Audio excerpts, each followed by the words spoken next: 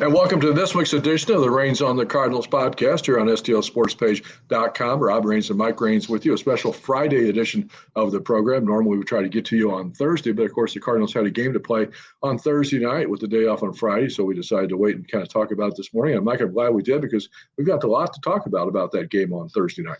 It was really cool. Yes, definitely a neat experience, and I think Fox and everybody involved in Major League Baseball did a fantastic job. I have to say I had some, expectations of what the game would be like, and not even necessarily the game itself as it played out on the field, but just everything, the atmosphere and the tributes and everything that would be surrounding the game, because you knew it was a special occasion. It was better than I expected. I don't know what my level of expectation was, but it was better than I thought it would be. Yeah, I completely agree, and I think we've heard these stories that people tell about, Babe Ruth hitting the ball on the train and some of these things that you've heard about. But to hear from some of the stories and to hear the raw, I think Reggie Jackson, in the pregame show, a lot of people really, took a lot from that because, we can hear these stories, but we never lived any of them. At least I didn't. And so to hear it firsthand from them, what they went through was really something, and it doesn't even compare to the game on the field, right? This is just everything that surrounded baseball. Do want to, of course, thank our podcast sponsors, Archwell Health, the Rawlings Experience, Drury Hotels. If you're interested in any of their services, we have links to their websites on our website, stlsportspage.com. You can find out all the information you need about them, and I strongly encourage you to do that because I think whatever you're searching for, those three will answer the bell for you. So our thanks to them and keeping this podcast free of charge, as well as all the other content and programming here on stlsportspage.com. So we appreciate them very much. I was going to mention I had three main takeaways from that game last night. Nothing to do with the Cardinals winning the game 6-5, but first and foremost was the tributes to Willie Mays. And obviously that was planned in advance because he was supposed to be there. He's a native of Birmingham. One of the reasons the game was played in Birmingham was to honor Willie Mays, who had been the oldest living member of the Hall of Fame. And unfortunately, we found out early in the week that his health was not going to allow him to be at the game. But of course, nobody at the time knew that 2 days before the game he would actually pass away. So I think that Fox had to flip a lot of the script as far as what the tributes and stuff were planned to. Even though they already planned to make a big deal about Willie Mays, it changed a little bit with his passing. And I thought, especially kind of doing that all on the fly, was just terrific. And as you mentioned, the stories and the remembrances of everybody involved who knew him were just terrific. And I don't remember who said it last night, but somebody made the comment that it was probably, it was probably something that, a higher power set up for him to pass away before this game so that it could be more of a tribute to him, right? Instead of just like a sad time of missing him because he wasn't able to come. No, it was you were able to sit back and think about the life that he had and really remember him properly. I think it was his son who said he had told him he was going to do everything he could to be at the game. And he goes, well, he found a way to do it. Yes, he did. It was really an incredible experience the whole way through. And speaking of Willie Mays, before we get into my other couple of takeaways from that game, I want to mention that we have a story up on stlsportspage.com about Mays and the fact that his relationship with one particular gentleman who's a friend of ours who we've written about before on the website, Virgil Woolfolk, who grew up in the St. Louis area, and he's got some memories of playing stickball with Willie Mays. This is a picture not of that game. This is a game in Harlem, a stock photo. But when Virgil was growing up, and Willie Mays would stay at his aunt's house because, of course, black players were not allowed to stay at the hotels where the rest of the team stayed in the 50s and early 60s. And he would stay at the boarding house where his aunt and uncle, Virgil's aunt and uncle, ran for African-American players. And he has memories of playing stickball with Mays, as well as, of course, memories he's had of Hank Aaron and Ernie Banks and some of the other great players of that era. So I encourage you to check out that story. It was a really kind of a neat remembrance of those memories for him of his friend Willie Mays. Yeah, definitely encourage everybody to check that story out and see some of the. And of course, also want to mention that also up on the website we have all the memorabilia and everything that was for sale last night at Rickwood, the Fanatics products, the Foco products. We have links to all of those on our store, so you can also kind of check those out if you'd like to do that as well. Now you mentioned that you didn't live through a lot of the memories of things that people were talking about last night or Thursday night. One that I did live through, which you also were too young to experience, was how the game used to be presented on television. And you called me during the game last night while we were watching it with a comment about that. Yeah, it was very neat to watch for a little bit. I think I would have really struggled watching TV back in the day for sure. But coming from color and going backwards, obviously. But it was cool to just experience the whole thing. And I think that was one of the neat touches that Fox did the whole way through. And like I said, I can't say enough positive things about how they presented that game in every way. Yeah, it was a cool little twist that I didn't expect. That's one of the things that I didn't expect because of the fact that it was it was unexpected, and yet it was a throwback to it. And I got a text message while that was going on about the other thing that people don't remember is the importance of the horizontal hold knob on your television set back in those days. And anybody of my generation or a little bit older would, of course, know that's something you had to do because the picture didn't ever always hold just quite right. So that was fun. I give them a big credit for. I don't know whose idea that was to pull that off, but it was. I'm sure it was a lot of work, but it was cool. My other takeaway, actually, and you already alluded to it in your opening comments here, was the pregame show, which I thought when I heard about it, is how are they going to fill an hour and 45 minutes of a pregame show? They're treating it like it was the World Series or something, but it was terrific and a couple of really neat features stories during that show. But I thought, of course, the highlight was Reggie Jackson. And I don't think anybody who, when they invited Reggie Jackson to come and be participating on that pregame show on the stage, knew what he was going to say or how effective he was, or emotional and raw his stories were going to be about the way he was treated when he was a young player in Birmingham. And that's something that can't be scripted, right? And I think that was really cool for everyone to see how raw and unfiltered, so to speak, that was to really try to experience it, and I thought it was a really great story. All of the pregame stuff was really great. I thought Dontrell Willis did a great job. All of that was really cool to see some of that all the way through. They did a great job. And of course, one of the players that Reggie kind of highlighted is a guy who really kind of helped him get through all that. Several of his white teammates who were able to kind of withstand the criticism of helping a young African American player was Dave Duncan. Of course, who had a long career here as a Cardinals pitching coach, going into the Cardinals Hall of Fame, deservedly so, later on this summer. So it was nice for Dave to get that shout out from Reggie as well. It was very cool, definitely, and it's neat to see that those guys helped them through. And of course, then on the field during the game itself, Cardinals survived 6-5, their fifth consecutive one-run game. I don't think the Cardinals are ever going to play a game anymore that's a blowout. I don't think so either. And one other takeaway that I had before we go to the Cardinal game is what's really neat too is the number of guys that have gone through that field, and they kept highlighting these players and these names, and there's no other field that comes anywhere close to the number of Hall of Famers that have touched foot on that field. And it's just a really cool experience to bring that remembrance back, I think, too. And I thought it was great that they were able to restore the field enough to be able to play a game there. I mean, it hasn't been in use for at least as a minor league stadium, for a while. And it was kind of neat that they were able to do that. I give baseball a lot of credit for that. And the other thing we were talking about last night, I forgot to mention is, well, I'm glad you brought that back up before we go on to the game, is that a lot of these showcase events that baseball does, the London trips, when they did the Field of Dreams games a few years ago, the Little League World Series games in Williamsport, they're kind of billed as an annual event, especially like the Williamsport and the London ones. But I think we saw it with the Field of Dreams game. The first one was absolutely riveting. It was incredible. The second one, not so much. And I think that's the problem with this event. As much as we'd like to say they'd make it an annual event, bring in different teams and do it, as a tribute. Again, it wouldn't be the same because I don't think you wouldn't get all those players there. You wouldn't get the emotional stories of the people who were there. So I don't know what they're going to do going forward as a way to honor the Negro League games. But for a one-time event, it was just awesome. It was very well done, yes. And as Paul Goldschmidt stated, he was very happy that they did not play with the original dimensions of the field because that would have been very tough. That wall was way out there. Now Donnie's home run might have cleared that wall. I don't know. He smoked that ball. Didn't reach the train tracks, though. It would have been short of the train tracks. But what a cool night for him as well. Of course, I know he was born in Germany when his dad was in the Army, but moved to Alabama when he was in the third grade, grew up in Alabama, went to high school there, played summer ball traveling throughout the state, went to college in South Alabama. His parents still live in the state. So what a neat moment for him to be a guy that's the star of the first Major League game in the state of Alabama. Very cool for him. And like we've talked about before, it's really nice to see Donovan trending in the right direction. His stats over the last 15, 30 days have really gone the direction they needed to help this club.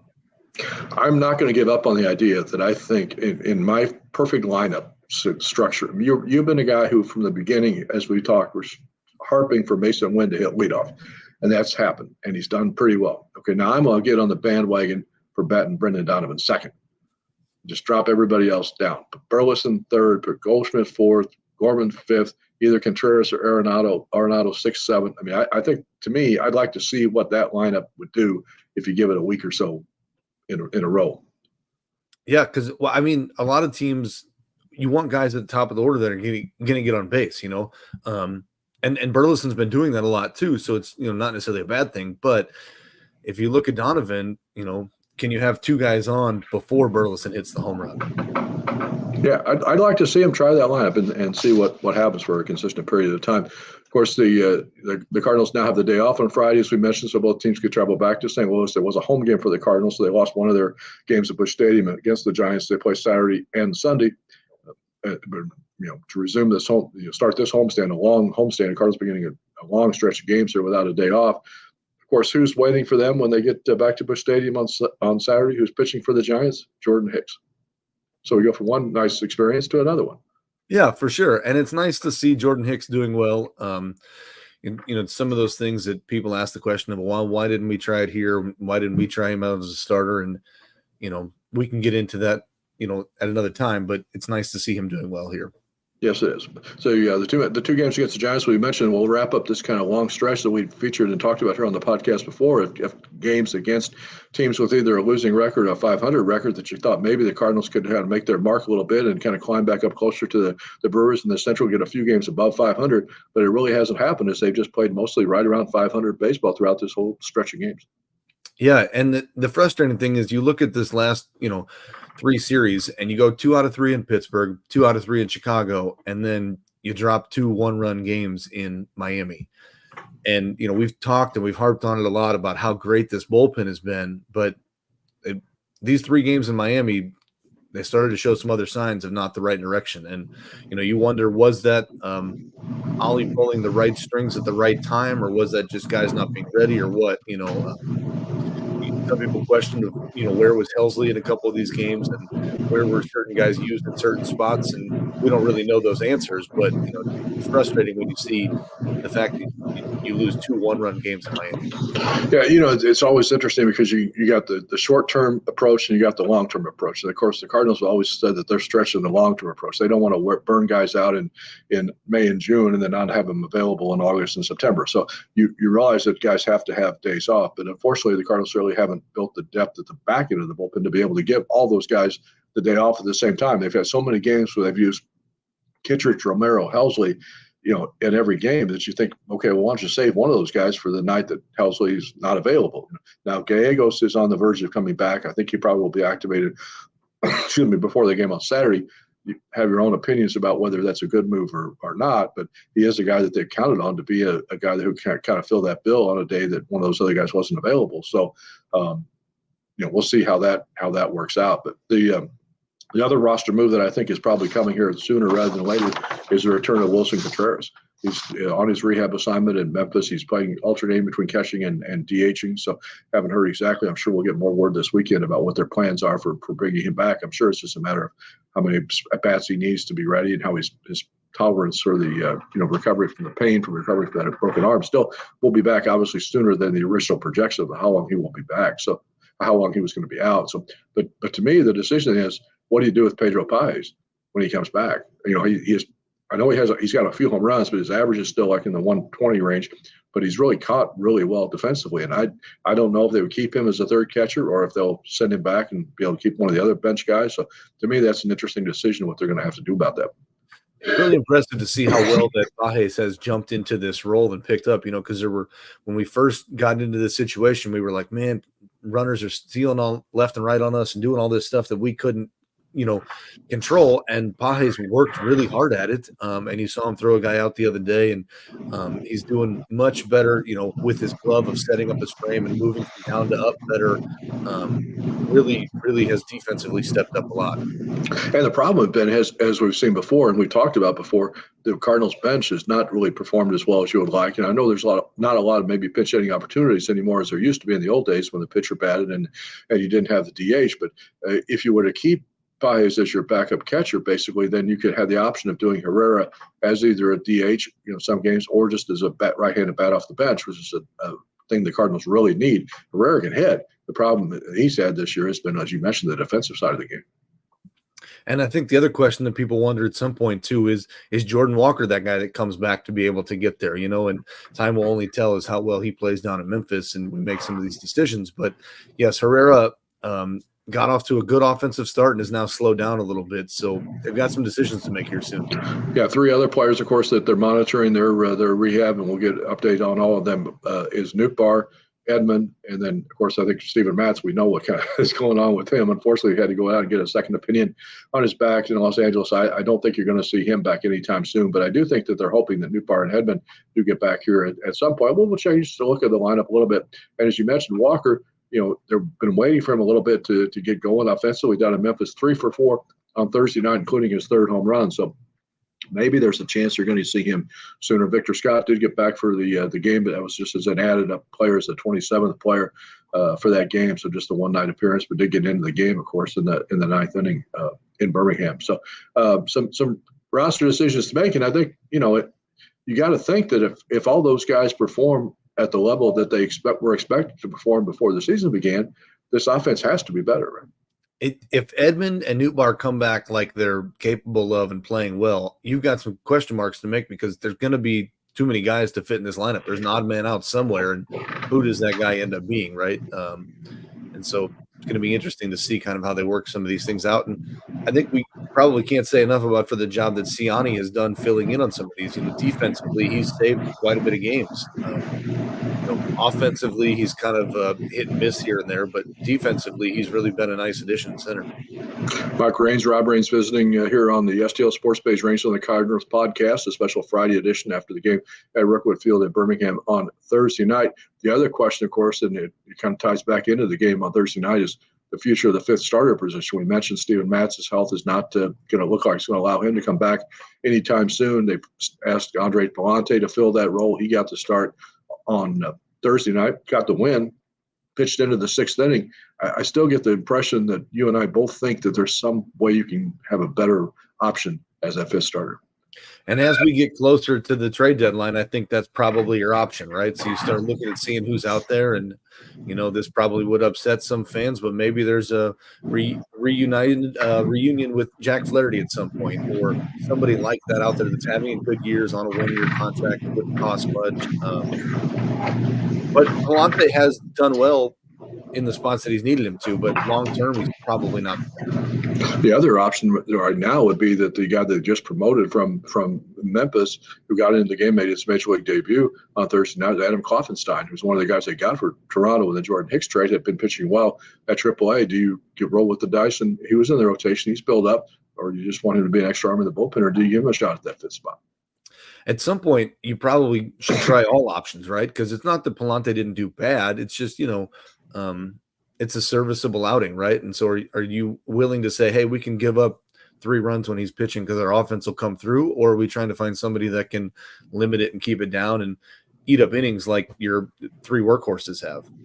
Yeah, and I think that's, of course, obviously the bullpen got into a little bit of a flux with Kyle Gibson not going to be able to start the other day in Miami because his back or hip is tightening up a little bit. So you have to watch that injury. And as you mentioned, the Arenado situation, he didn't play on Thursday night.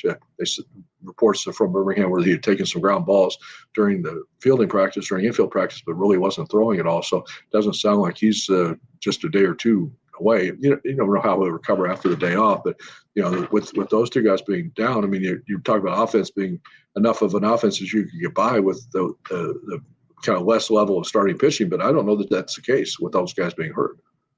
Yeah, I don't think anybody really knows at this point, right? And I think some of those injuries are just kind of a pain tolerance level, right? And that's kind of the case with Wilson Contreras, which is crazy to see him coming back that quick, but after 4 weeks, if the bone is healed, it's just kind of can he handle the pain level? And it's probably the same with Arenado. So hopefully he's back in the lineup on Saturday.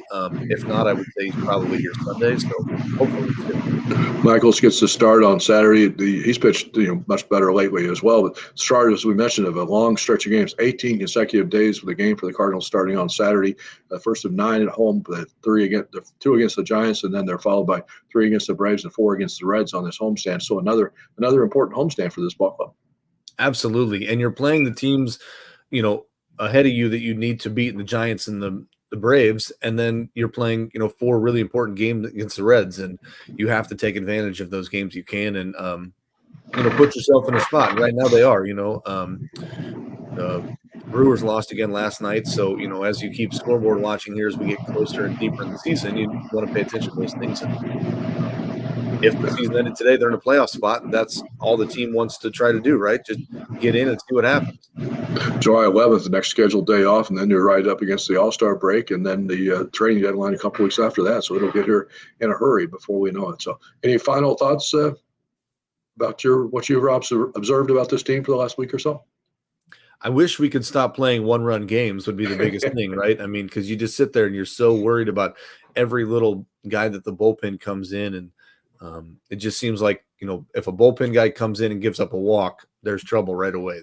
The walks are really what kills his team. If they can limit that, I think we can be fine.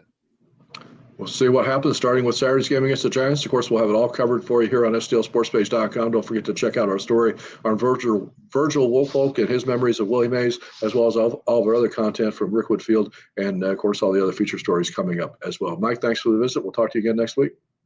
Sounds good. Let's hope it's after some wins. Thanks to again for our sponsors, Archwell Health, Drury Hotels, and the Rawlings Experience for presenting this podcast, this week's edition of Reigns on the Cardinals podcast here on stlsportspage.com.